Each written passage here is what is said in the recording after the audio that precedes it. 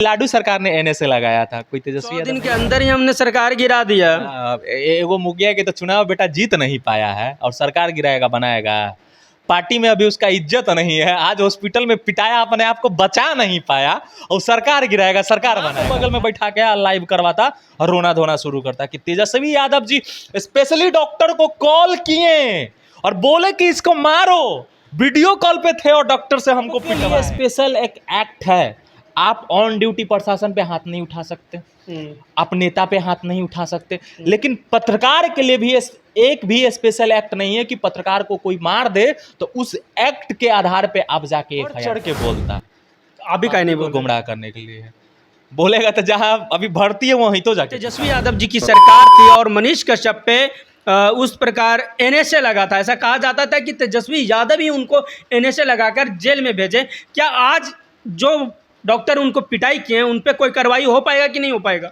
नहीं होगा कार्रवाई। क्यों? कभी नहीं हो पाएगा, पॉसिबल ही नहीं है। आप लिखित ले लीजिए हमसे। क्यों नहीं होगा? लिखित ले लीजिए ना, नहीं होगा, नहीं होगा। सरकार किसका है? लोकतंत्र बचा हुआ है महाराज। वो तो शुक्र मनाइए कि बीजेपी को 400 प्लस सीट नहीं है, हम तो आज हम लोग यहाँ नहीं बैठे रहते, नहीं चिल्ला रहे थे, कोई ना कोई जेल के अंदर होता। शुक्र मनाइए। और ऐसे मानसिक वाले लोगों से जो उस समय चिल्ला चिल्ला के दो राज्यों के बीच में लड़ाई लड़ाने का प्रयास किए, गलत न्यूज़ दिखाने का, भ्रामक न्यूज़, और तमिलनाडु सरकार ने एनएसए लगाया था, कोई तेजस्वी यादव नहीं लगाया था। और तेजस्वी यादव के उस समय भी हम चिल्ला चिल्ला के बोल रहे थे कि तेजस्वी यादव के पास कोई गृह मंत्रालय नहीं है, नीतीश कुमार जी के पास है। अगर तेजस्वी यादव जी अगर रोकना चाहते तो वो तेजस्वी यादव का सरकार था, तभी वो जेल से बाहर आया था। उनके सरकार हटने के बाद जेल से बाहर नहीं आया। कह रहे थे कि 100 दिन के अंदर ही हमने सरकार गिरा दिया। वो मुखिया के तो चुनाव बेटा जीत नहीं पाया है और सरकार गिराएगा बनाएगा। पार्टी में अभी उसका इज्जत नहीं है, आज हॉस्पिटल में पिटाया, अपने आप को बचा नहीं पाया और सरकार गिराएगा, सरकार बनाएगा। क्या बात कर रहे हैं? बोले थे तभी तो बोल रहे हैं। इसी से समझ लीजिए कि तेजस्वी यादव अगर चाहते रोकने के लिए तो अभी तक जेल से बाहर नहीं आता। कोई नहीं रोक पाता, कोई नहीं रोक पाता। उनको इंटरफेयर कोई मतलब ही नहीं था कि कौन है ये व्यक्ति, कभी जाने ही नहीं कि मनीष को सब कौन है बे, कोई होगा आलतू फालतू लोग, दिस डेट वाला। कभी उनको मतलब ही नहीं था, कभी आके बोले, कभी लिखे, कभी मिले, कोई बातचीत कोई नहीं। अच्छा, मनीष कश्यप को पिटाई हुआ, इससे पहले और एक और पत्रकार था प्रशांत राय, उनकी भी पिटाई हो गई। वो खुद आज वीडियो में आके बोले कि मेरा हाथ आज तक नहीं उठ रहा है। बताइए, पत्रकार को इस तरह से मारा जा रहा है, हाथ नहीं उठ रहा है, किन्हीं को और पीटा जा रहा है। ये दयनीय है और सोचने का विषय है। पहली बात, बिहार के सिर्फ सरकारी हॉस्पिटल नहीं, किसी भी हॉस्पिटल में पत्रकार के साथ और आम व्यक्ति के साथ जो हो रहा है, हमेशा से, आज से नहीं, बहुत सालों से हो रहा है, वो दयनीय है और सोचने वाली बात है। रह गई प्रशांत, जिनका आप नाम लिए, वो जब पिटाए थे तो वो बोले थे, उस समय के स्वास्थ्य मंत्री पे सवाल उठाए थे, उस समय के सरकार पे भी सवाल उठाया था। लेकिन ये ओनली फॉर पीएमसीएच और ओनली फॉर पीएमसीएच के डॉक्टर, उससे आगे ये बढ़ ही नहीं पाया और नहीं बढ़ पाएगा। और अभी तक तेजस्वी यादव जी का सरकार रहता तो बाप रे, सोशल मीडिया हिला के रखता है इसके लोग, इसके कुत्ता और इसके जो दोगले यूट्यूबर है 2-4 गो, हिला के रख देता। अभी तक 10 गो वीडियो छोड़ चुका होता, ये खुद 4 बार लाइव आ जाता और अपने मम्मी को बगल में बैठा के लाइव करवाता। 100 में 200% अपने माँ को बगल में बैठा के लाइव करवाता और रोना धोना शुरू करता कि तेजस्वी यादव जी स्पेशली डॉक्टर को कॉल किए और बोले कि इसको मारो, वीडियो कॉल पे थे और डॉक्टर से हमको पिटवाए। वो बोलता, बढ़ चढ़ के बोलता।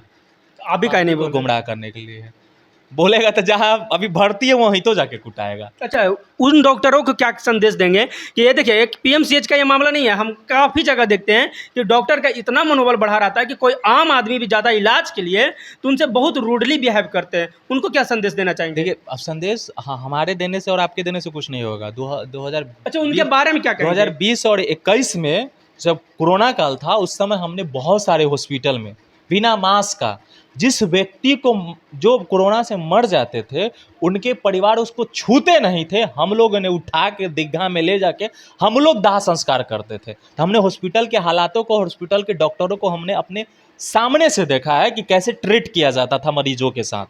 तो उस समय भी हम लोगों ने मांग करने का प्रयास किया था और बोला था कि स्पेशल एक्ट आम आदमी के लिए और हर हॉस्पिटल के लिए, चाहे प्राइवेट हो चाहे सरकारी हो, बनाया जाना चाहिए कि आम आदमी के साथ बदसलूकी न हो, उसके साथ बदतमीजी न हो और उसके साथ मारपीट न किया जाए।